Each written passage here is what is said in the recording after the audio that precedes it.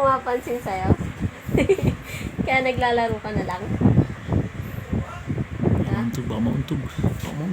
Tumatayo ka pa. Nak. Mama naman yung baby ko. Walang pumansin. Kaya naglaro na lang. Oy!